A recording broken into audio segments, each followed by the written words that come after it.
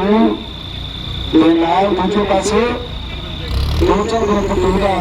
ਤੇ ਬਦਲਦਾ ਪਾਸਾ ਸੁਰਿੰਦਰ ਪੂਨੀਆ ਨੇ ਲਿਖਿਆ ਖੇਡ ਦੇ ਮੈਦਾਨ ਦੇ ਵਿੱਚ ਭਾਗਲ ਪਿੰਡ ਦਾ ਕਹਿੰਦੇ ਇਸ ਵੇਲੇ ਭਾਗਲ ਪਿੰਡ ਦਾ ਕਹਿੰਦੇ ਤਿੰਨ ਗਰੁੱਪ ਵਾਲਾ ਸਾਡਾ ਵੀਰ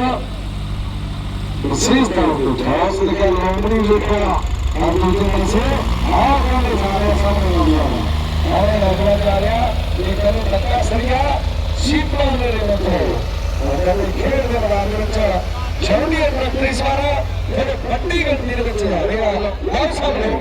ਭਾਈ 15 ਨੰਬਰ ਹੋ ਕੀ ਜਾਊਗਾ ਉਹ ਚਲੇਗਾ ਦੁਸ਼ਮਣੋਂ में ਇਹ ਪਤਾ ਤੁਹਾਨੂੰ ਪੁਰਾਣੇ ਖਿਡਾਰੀ ਹੋ ਕੇ ਭਾਈ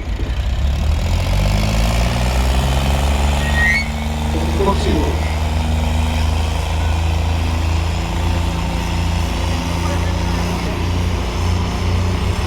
और सामने